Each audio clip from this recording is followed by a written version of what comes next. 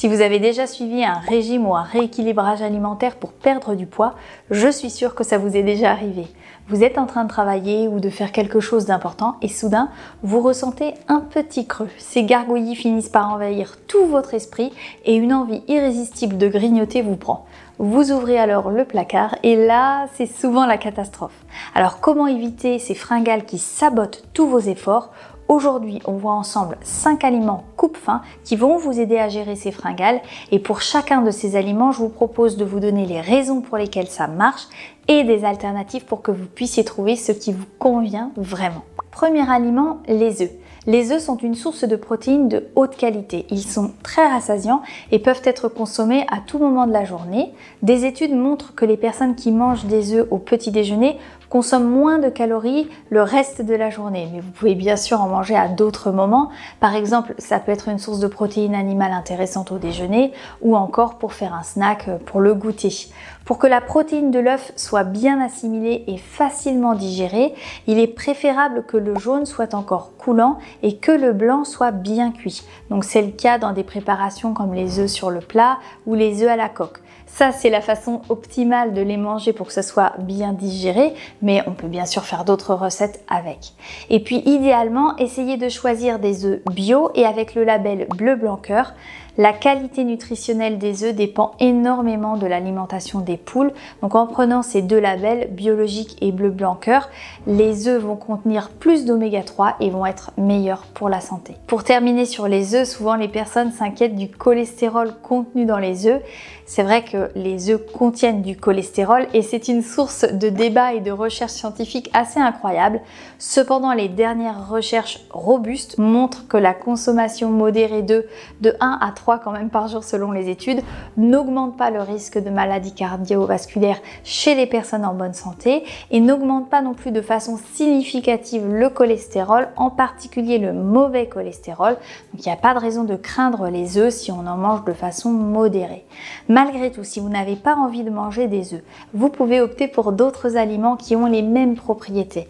Les œufs sont intéressants parce qu'ils contiennent des protéines facilement absorbables, ce qui va donc être satiétogène. Mais vous pouvez trouver ce genre de protéines dans d'autres produits comme la viande maigre, le poisson ou encore dans des produits végétariens comme les yaourts de soja ou le tofu. Deuxième aliment coupe-faim dont j'ai envie de vous parler, c'est le konjac. Alors, pourquoi le konjac est intéressant? Tout d'abord parce qu'il est très faible en calories, environ 10 calories pour 100 grammes. Et il prend beaucoup de volume dans l'estomac, ce qui aide à se sentir rassasié rapidement. Le konjac est composé de glucomanane, c'est une fibre soluble qui absorbe beaucoup d'eau et qui forme un gel épais et visqueux dans l'estomac. Donc ça ralentit la digestion et ça prolonge la sensation de satiété. Le konjac peut être utilisé de différentes façons au quotidien. Vous pouvez le trouver sous forme de nouilles, de pâtes, de riz. Ça peut être pratique pour remplacer des féculents traditionnels dans vos plats. En sachant qu'en plus, le konjac est très faible en glucides. Il existe aussi des compléments alimentaires en gélules ou sous forme de poudre que vous pouvez ajouter à vos smoothies ou à vos soupes pour augmenter l'effet coupe-faim. Mais attention quand même aux quantités utilisées parce que le konjac, vu qu'il est très riche en fibres solubles, il agit comme un prébiotique en stimulant l'activité des bonnes bactéries intestinales. Donc ça peut être une aide contre la constipation, mais ça peut aussi être une source de ballonnement et de gaz s'il est pris en trop grande quantité. Donc veillez bien à ajuster en fonction de vos sensations. En termes d'alternatives au konjac, vous pouvez penser à l'agar-agar et au psyllium. L'agar-agar est une autre fibre soluble issue d'une algue qui forme un gel et aide à la satiété, idéal pour les desserts ou les boissons. Le psyllium est également riche en fibres solubles et il est souvent utilisé soit dans les compléments alimentaires, soit au niveau de la cuisine, pareil pour gélifier les préparations. Mais les légumes et certains fruits peuvent aussi être une bonne alternative parce qu'ils sont riches en fibres et en eau et donc qu'ils prennent du volume dans l'estomac, donc c'est intéressant en cas de fringale. Les courgettes, les concombres ou encore les choux peuvent être une bonne idée. Et puis côté fruits, c'est souvent la pomme qu'on recommande avec sa fibre particulière qui s'appelle la pectine. Troisième aliment, le son d'avoine. Le son d'avoine est riche en fibres solubles, donc il va avoir le même mécanisme à nouveau, c'est-à-dire qu'il aide à ralentir la digestion et à prolonger la satiété. Il est parfait pour ajouter du volume à vos repas sans augmenter significativement les calories. C'est un glucide à index glycémique bas, environ 15 mince, donc il n'entraîne pas de pic de glycémie. Et puis le son d'avoine peut être utilisé de plein de façons au quotidien. Vous pouvez faire un porridge avec, vous pouvez également le mélanger avec vos smoothies ou le saupoudrer sur une salade de crudités ou encore sur un yaourt pour augmenter la teneur en fibres de vos repas. En termes d'alternatives au son d'avoine, les graines de chia sont une excellente option. On peut faire même un porridge moitié graines de chia, moitié son d'avoine. Je vous mettrai ma recette favorite en barre d'infos si vous avez envie de la tester. Les graines de chia sont aussi intéressantes parce qu'elles sont riches en oméga 3 et comme le son d'avoine, elles gonflent lorsqu'elles sont hydratées en formant une sorte de mucilage, un gel. Vous pouvez utiliser de la même façon les graines de chia dans des puddings, dans des yaourts, sur des salades ou les ajouter aussi dans une boisson pour faire un effet coupe-faim similaire. Et puis sinon, vous pouvez utiliser des graines de lin un petit peu de la même façon. Je vous laisse regarder cette vidéo si vous avez envie d'en savoir plus sur ces graines. Quatrième aliment, l'eau. Alors c'est pas vraiment un aliment mais je voulais quand même l'inclure dans cette liste parce que ça peut être une option très intéressante. D'abord parce que parfois on confond la sensation de faim avec la sensation de soif, même si on a l'impression que non, c'est très différent. En fait on peut se laisser avoir. Donc dès que vous avez un petit creux, buvez un verre d'eau pour vous assurer qu'en fait vous n'êtes pas tout simplement déshydraté. Ensuite, boire de l'eau peut aider à remplir l'estomac, à réduire la sensation de faim. L'eau c'est une option saine et sans calories pour contrôler les fringales. Pour ceux qui n'aiment pas boire de l'eau nature, il existe plusieurs alternatives. Vous pouvez essayer les soupes qui sont riches en eau et en nutriments. Le thé vert est également une très bonne option parce qu'il a des propriétés antioxydantes très intéressantes. Et puis une autre option, c'est d'ajouter des tranches de fruits frais comme du citron, des fraises, du concombre à votre eau pour lui donner une saveur agréable. Si vous n'aimez pas boire l'eau plate mais que vous voudriez en boire davantage, je vous conseille cette vidéo dans laquelle je partage mes meilleures astuces pour y arriver. Et sinon, en termes d'alternatives plus riches, les légumes riches en eau comme le concombre, la laitue, les courgettes sont excellents. Ils aident à maintenir l'hydratation et à prolonger la sensation de satiété sans ajouter beaucoup de calories. Enfin, l'eau est aussi importante pour améliorer la digestion et soutenir les efforts de perte de poids. Donc ne négligez pas votre hydratation si vous êtes dans ce cas.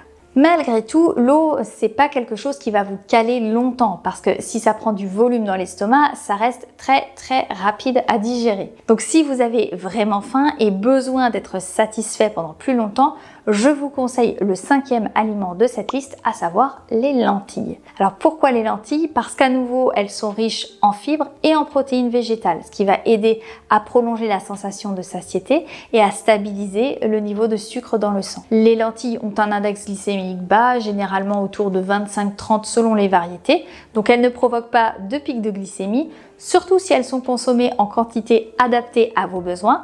Rappelez-vous, les lentilles font partie de la famille des légumineuses, donc elles sont quand même assez riches en glucides, donc il faut bien adapter par rapport à vos dépenses quotidiennes.